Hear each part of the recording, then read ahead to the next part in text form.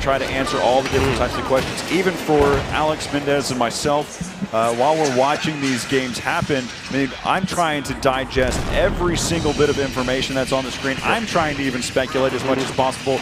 But, you know, the many is better than the few in this type of scenario where you have millions of people watching. Yeah. We've seen the viewer counts that are out there too. So.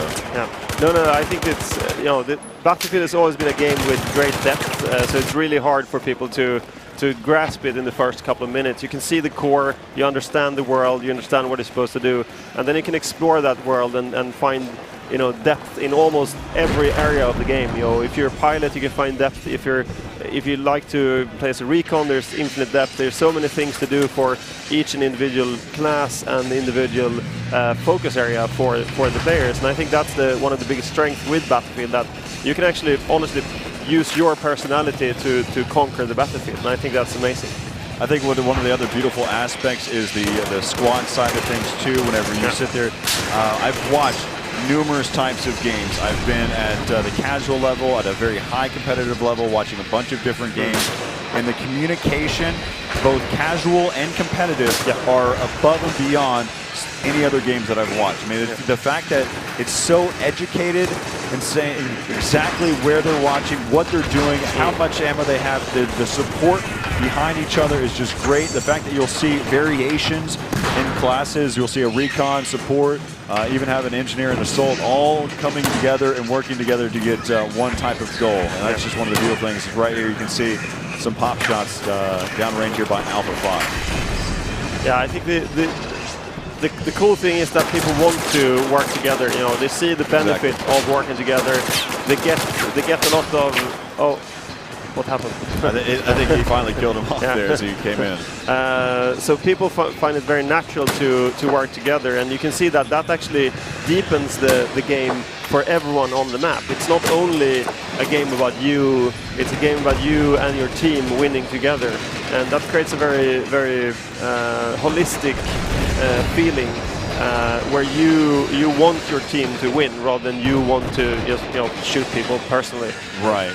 And so some of the other aspects that we've seen, of course, before we, just like in Battlefield 3, you had the ability to set down a motion sensor and in your recon class. But also, I've noticed that you have some motion balls that you can actually throw your motion sensor out there as well.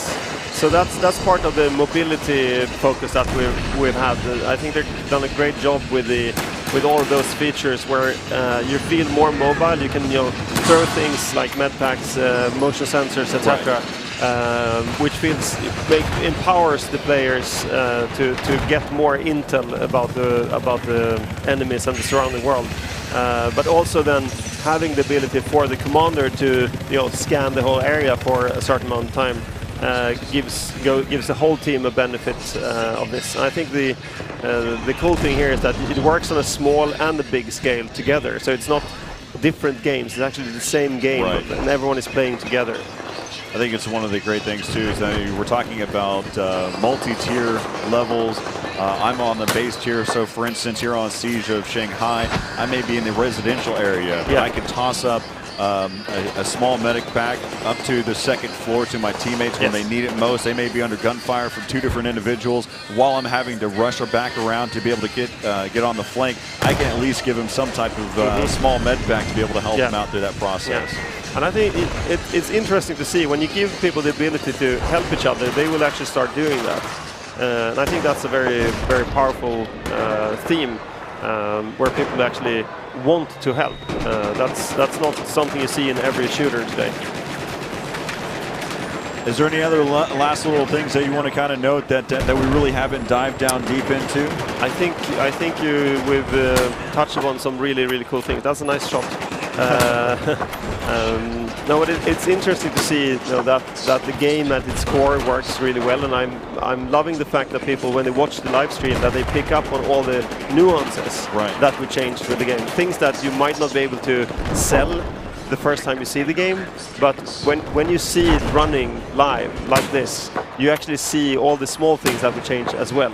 So you get the full range of improvements for Battlefield 4 compared to Battlefield 3, for instance.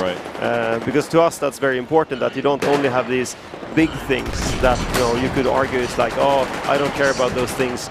The hundreds of hours that I'm spending in the game. So you want depth in all of the different small areas. Yeah, so it's been good. I mean, so what we've seen throughout. I mean, you're exactly right on the fact that when we listen, have the chance to actually listen to the community and get their input of what they see. It's just been great. I mean, also along the same time, whenever you have some type of speculation out there, then it allows more of maybe that might be a good feature to add into the game. Maybe we might. I definitely know that DICE listens to every aspect, and I appreciate you hopping on here with me.